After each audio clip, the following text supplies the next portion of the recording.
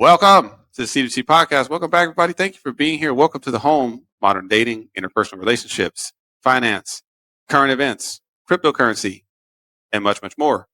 Thank you for being here. We appreciate it. Thank you very, very much. We appreciate all the subscribers that we picked up from the last video, which are 2. We'll take those 2.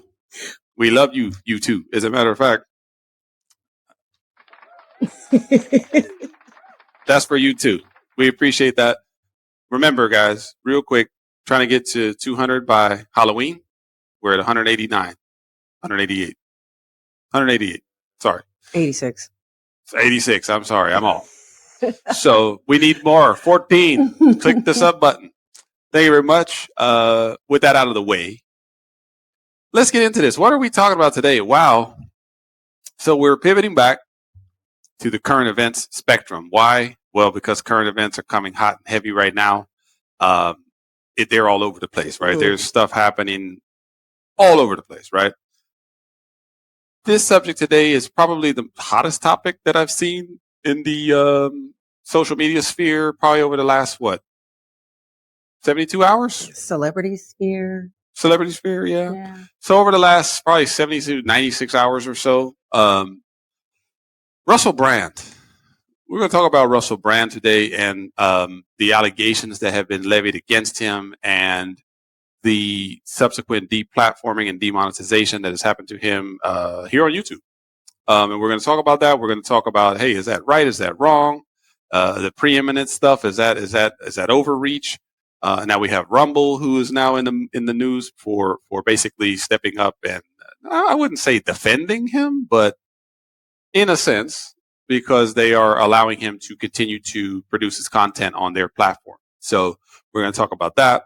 We're going to talk about how there are now a lot of people that are coming out of the woodwork, so to speak, to levy charges against this guy. Again, we're not judge or the jury here. We just want to ask, what do you think? We're here to educate, entertain. We're not here to judge. But we do believe that everybody should have their fair day in court, right?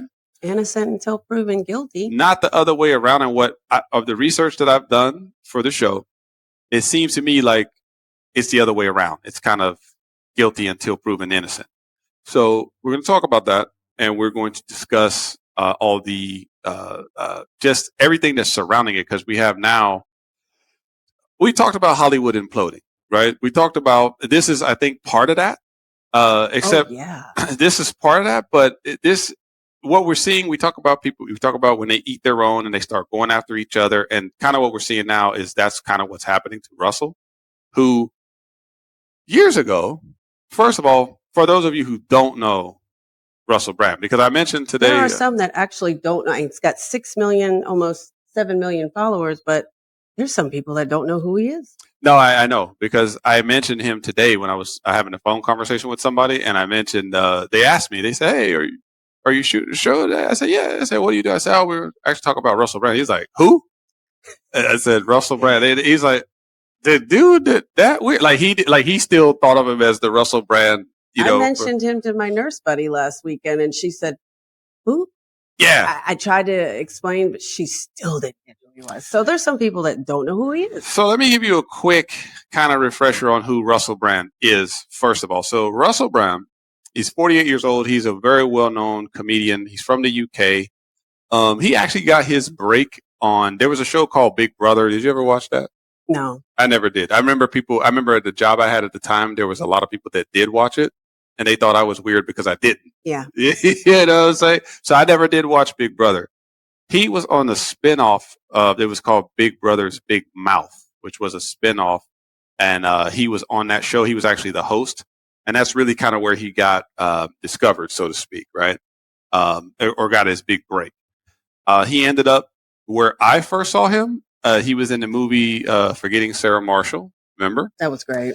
That was in 2010.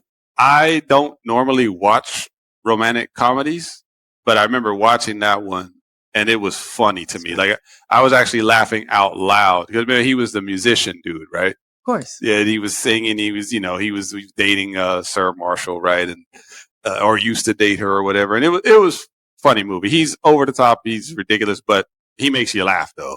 He's in. Skylar knows him from Bedtime Stories with Adam Sandler. It's an Adam Sandler movie, and it's funny. She likes Adam Sandler. I like Adam Sandler too. And then Get Him to the Greek was in 2011, which was his back follow-up to Forgetting Sarah Marshall, which was also a big box office hit. That one was funny too. Mm-hmm. I saw Get Him. Those two movies I saw. He later had his own radio show that started in 2006. It ran all the way to 2017. I don't know if that was in the States or in the UK. That part I don't know. I'll need to clarify that. But so the guy's been around, right? At the peak of his success, or nearing the peak of his success in 2010, he married Katy Perry. Now, why did I pause? I had questions about that at the time when it happened. It didn't make any sense. I happen to believe that all the Hollywood marriages are arranged. I'm to be full disclosure. Setups. I don't believe anything that comes out of Hollywood, right? So when I see all of a sudden these relationships, and these two people are in love, and these people are getting married, and this, I don't believe any of that. I'm just like your newest arrangement with the football player and what's her name? Oh, she's talking about Travis Kelce, and we'll talk about that on another show. Travis Kelce and Taylor Swift. I don't believe that either. Like I just don't. Listen, guys, I'm cynical. Right? I don't believe any of the stuff out of Hollywood. Not saying it's not true. Some of it could be true. It could be. I'm just saying I personally don't believe it. They'll like each other later. Yeah. I just, all of a sudden you see two people, oh, they're getting married. All of a sudden, huh? What? Huh? Who? Right? So he married Katy Perry in 2010. Now he filed for divorce in 2012. They only were married for 2 years. I wonder why he wanted out.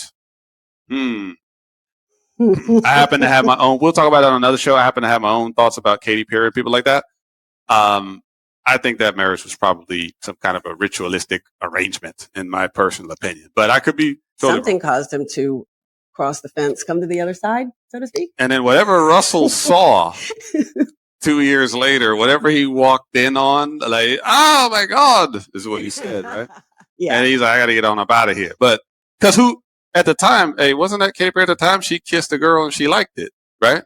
He said, Holly Weird is not for me anymore. She was the hottest thing in the world at that time. You divorced the hottest woman in the world? What's going on? That is just me, guys. I think down the rabbit hole. So Russell, over the course of his career, he's always been controversial, right? He's always been flamboyant, over the top. As you would say, that was part of his shtick. It's part of his shtick. Like you hear me say that a lot of times. He would show up on shows, award shows, talk shows, and things like that, and he would be over the top. He'd be ridiculous, but he's kind of an eccentric guy, right? Like his over sexualization of everything used to be funny. It was funny. Like when he was part of the Hollywood sect, everybody was laughing, right? Like, oh, ha, ha, ha, he's funny. He's funny. Barbara Walters was laughing. Whoopi Goldberg was laughing, right? All those sticks in the mud that you see on The View, they were all laughing, yeah. Right? But now, all of them are now coming out now and saying that, oh, he's always been misogynistic, and he said this and he said that, and da da da da da da da da. So those didn't look like uncomfortable laughs to me. Yeah, I mean, so now.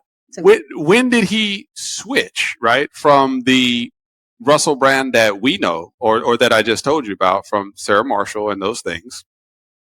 When did he switch or flip to being the Russell brand that we know now? Well, during CV-19. So CV-19 happens, lockdowns happen, right? Mm-hmm. Russell's YouTube channel went through a radical switch at that time. He went and started focusing more on the political angle of things.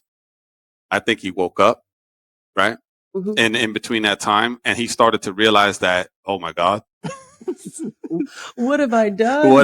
Right? Like, what's going on, right? And I think, in his channel, it grew like wildfire because, hey, a lot of channels like his did, right? Like you had Anomaly and people like that. That's channels just growing like crazy because people were looking for information. A lot of people didn't trust what the media was telling us about CV-19.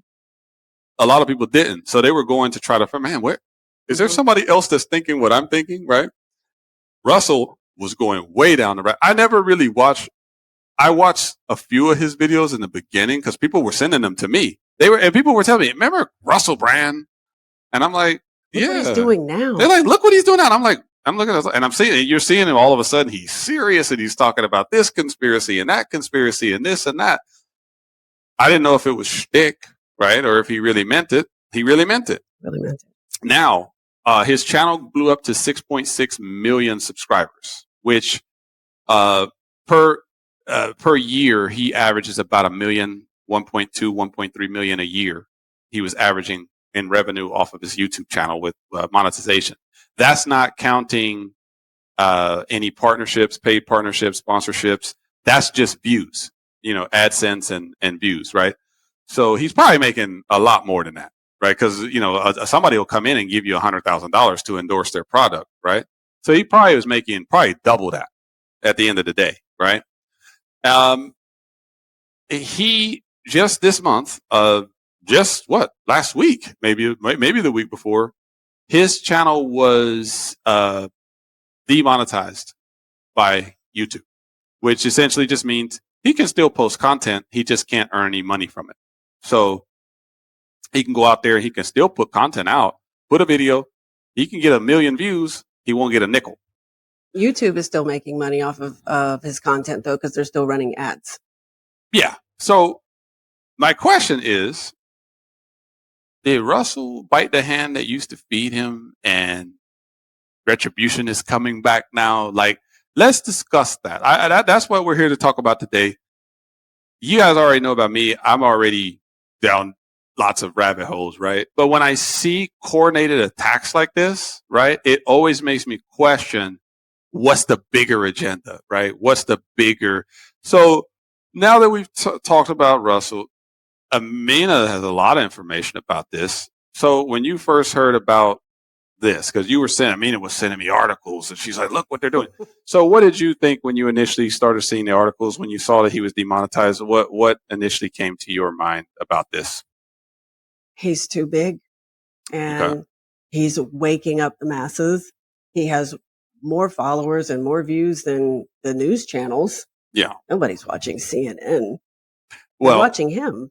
By the way, it's a quick segue. CNN this past weekend posted their lowest ratings ever in the history of their network for their weekend lineup. So their Saturday, Sunday shows, they only had 56,000 viewers. Just to put that in context, there is one YouTuber that I follow that he's got about 128,000 followers, and he calls himself a small channel. Like he still refers to himself. He says, "Hey, anything under 250,000 is still small in his mind, right?" He's got over double the audience to CNN's weekend audience, right? You say CNN, didn't they try to stream? Oh yeah, they did. Their channel flopped in a week. Like it literally flopped in a week. They tried to start like some kind of 24/7 streaming channel. Nobody watched it. Like nobody. It was so bad. They're like, shut it off. Mm-hmm. It was that bad. So you're saying, did he get too big, like what Andrew Tate did, or like? Yeah. Yeah. Okay. Yeah, so when you're a man, this is what's happening. There's an attack on men. Mm-hmm. There's an attack on women too, but there's an attack on men. There's an attack on white men, and he's growing exponentially every single day. Mm-hmm. And his message resonates with almost all of us. I mean, how many people are in the United States? I mean, there's a lot of us. 330 million. There's a lot of us. 337 million, I think. But 6 million followers, how many of your followers or people that watch your content aren't pressing the subscribe button? Oh, yeah. Yeah. So, just because you have 6 million, but you're getting a lot more views. He's probably got, because even our channel with 185, 186 subscribers, like 60% of our audience is not subscribed to the channel. So we actually have a lot more eyeballs on us. It's just that, that's almost all of the channels are like that. Yeah. It's not unique to us. It's every channel, like pretty much like some of the bigger, like one of the biggest channels I follow has 4.4 million subscribers and 45% of that audience is not subscribed. So that's that's just the nature of the beast here on YouTube. So he probably had way more eyeballs on him than the numbers that you see And that's what I say. Probably the 1.3 million is probably a low amount. It's probably more like $3 million. I would say then all the news channels combined. Oh yeah, that's a bold statement, but I think so. Yeah, they don't. The mainstream news channels, and the problem with the mainstream news channels is that every month they keep losing viewership. See, that's the thing. They're not gaining anything. You mentioned something yesterday where, so, because you work with some older people.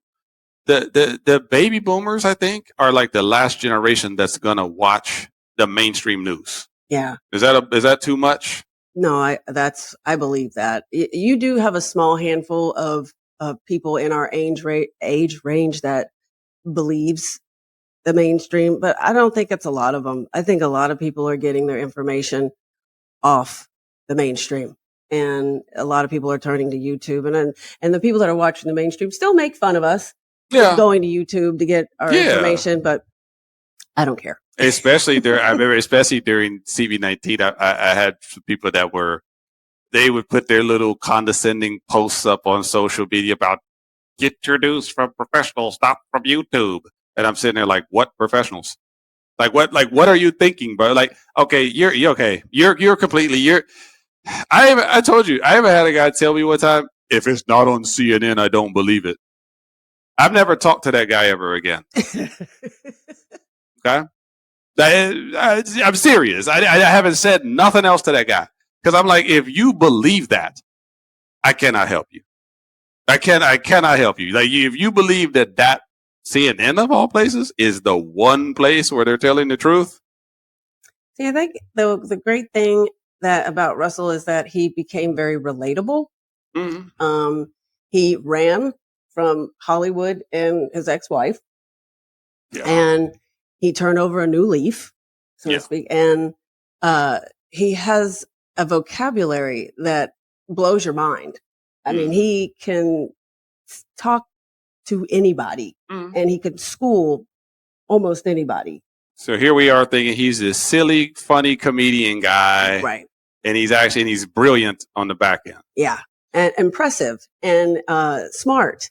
And his information is factual. He does his homework. It's factual. And it's the stuff that, he's respected because it's the stuff that the mainstream won't tell you. Yeah. So, and coming from someone like him, like, especially when you see it, actually from someone like him, it could actually have more credibility because people look and say, well, this guy I had somebody tell me yesterday, they were like, when he was just a drug addict dude in Hollywood, nobody cared. But now they said that he's like trying to awaken people. Everyone's coming with pitchforks, right? Yeah. So let's talk quickly about what are the charges against him. So the charges against him stem from a period of time. I didn't realize this until today. I thought this was like something that happened in the last few months.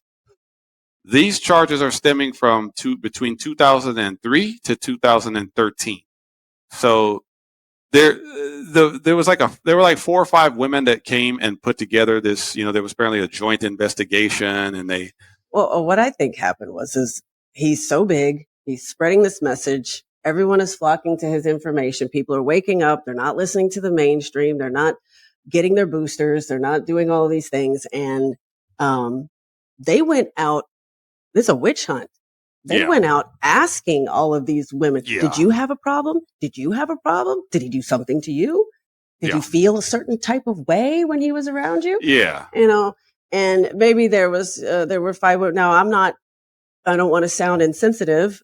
I wasn't there. I don't know what happened. But we do know that he was upfront and open and he was who he was. Everyone thought it was funny. He used to be funny, but all of a sudden it's not funny anymore. And this is the danger of I hate to say his name again because people are going to say, please don't use him as a reference.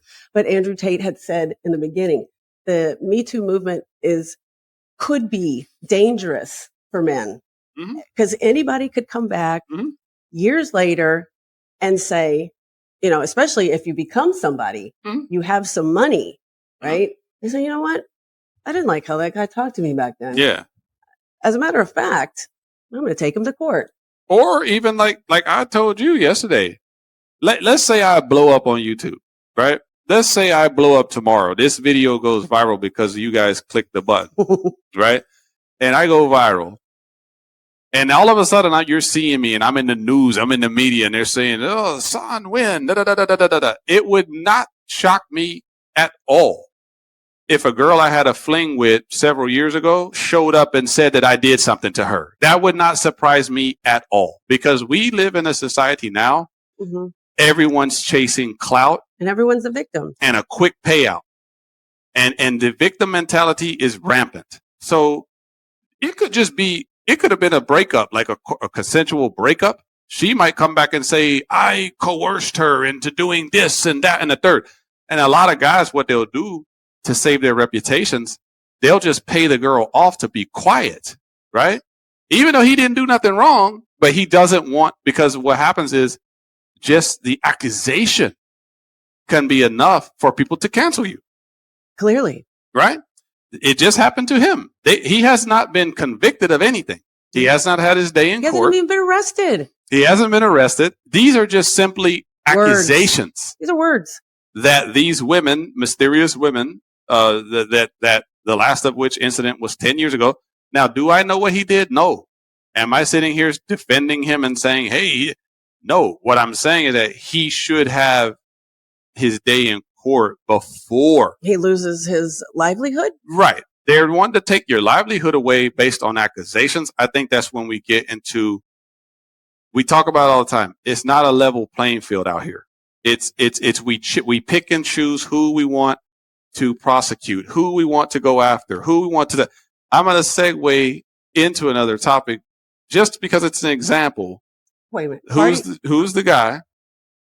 I keep forgetting his last name. The guy with Ashton Kutcher and Mila Kunis. Oh, Masterson. David Masterson. Is it David?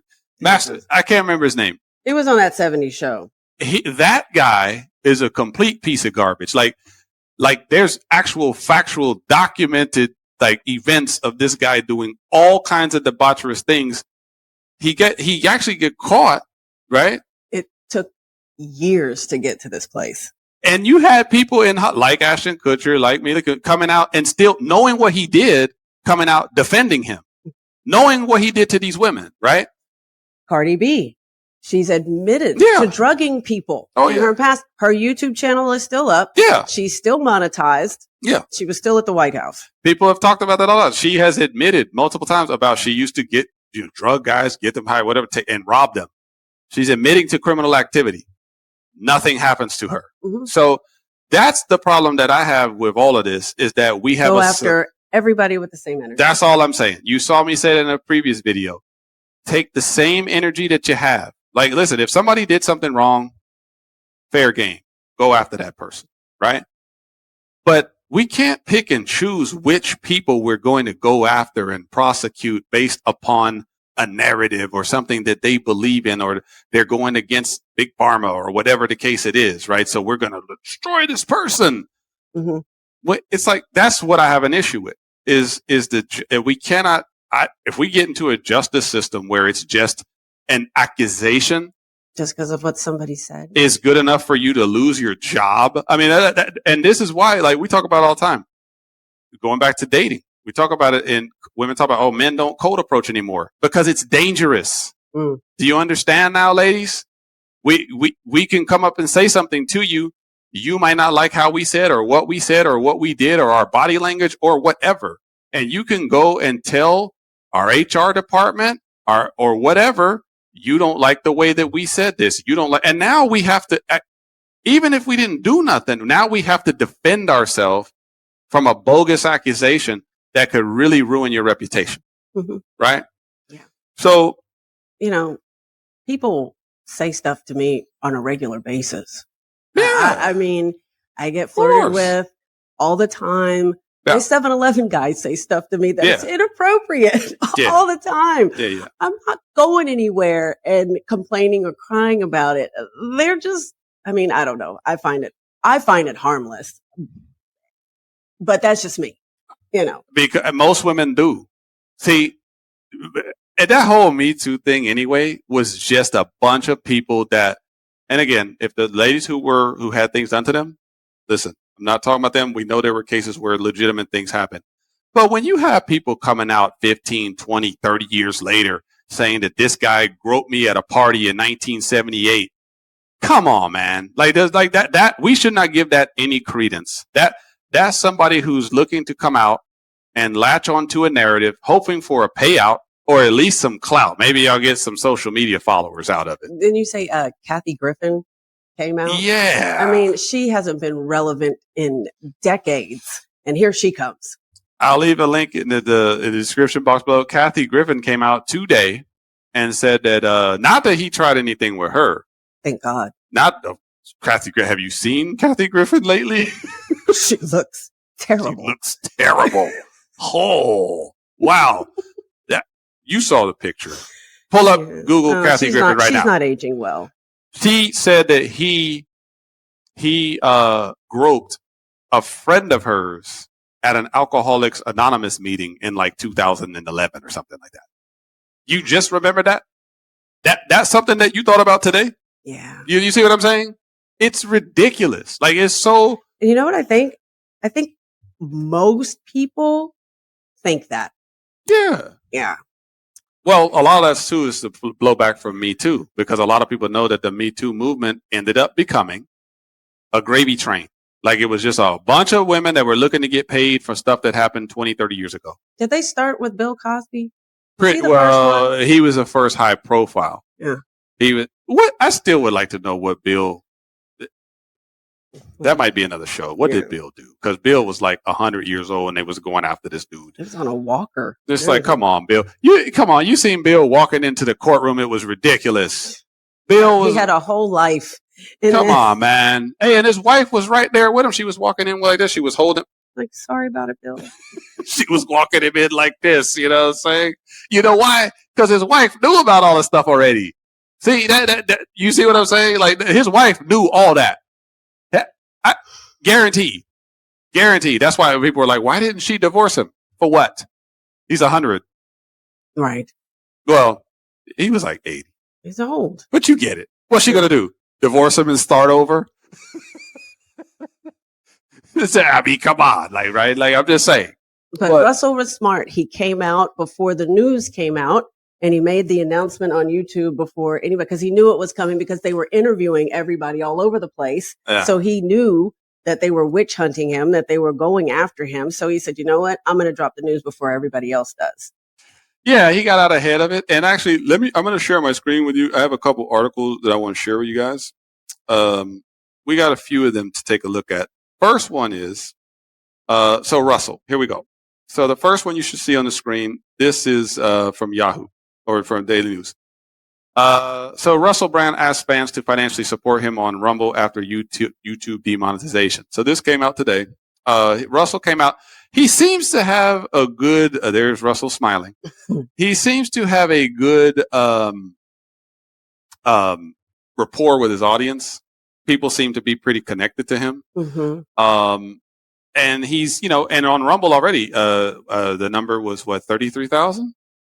On Rumble, he's already making like $33,000 a month or something like that on Rumble. He's got a lot of followers. He's got people that will follow him anywhere at this point, guilty or not. They love him. Now, with that being said, he has a cult-like leadership. He has a cult-like following. He has a way of delivering a message. He's got a ton of charisma. He's a leader. And he's and everybody likes the accent. It does help that he's tall. He's a tall dude, and he's got the accent, and So, but they're trying to shut off his money on Rumble too. Like, and Rumble has come out and basically said, no, we are not going to demonetize anyone.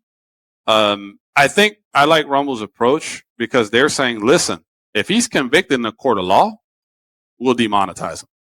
But we're not going to demonetize him because you said that he did something 10 years ago, right? With that being said, pull up the letter that they, the whatever, I keep calling it Parliament, the people there, that's the response. So yeah, let me share this with you. This is very interesting. So this is something that they're going all out on this guy, right? So if we take a look. And they sent this letter to every platform, and this is kind of how. So you should be seeing on your screen, this is basically a complaint that was sent from the UK Parliament. That's the response. So basically, today we received extremely disturbing letter from a committee chair in the UK Parliament. It's Parliament. Huh? It is Parliament. Yeah, it's Parliament. So basically their Congress, UK Congress. While Rumble obviously deplores sexual assault, rape, and all serious crimes, and believes that both alleged victims and the accused are entitled to a full and serious investigation, it is vital to note that recent allegations against Russell Brand have nothing to do with content on Rumble's platform. Just yesterday, YouTube announced that based solely on these media accusations, it is barring Mr. Brand from monetizing his video content. Rumble stands for very different values. We have devoted ourselves to the vital cause of defending a free internet, meaning an internet where no one arbitrarily dictates which ideas can or cannot be heard or which citizens may or may not be entitled to a platform. So essentially, they basically told them to go stick it where the sun don't shine. I like that from Rumble because to me it shows that they do at least their due diligence and say, okay, listen, we understand anyone can accuse anyone of anything. We got to remember that. We got to remember people can say anything. People can say whatever they want, right? They can accuse you of doing anything, right? And just that accusation can be enough to tarnish your reputation, tarnish your legacy, lose a job, right? Because a company might say, we just don't want to be associated with this kind of press, right? And then you're sitting there, but I didn't do nothing, right? So I like Rumble's approach. YouTube, I think YouTube probably has something in their bylaws or something that says if we feel it's in our best interest, we can take it down type of thing. Like they probably are protected.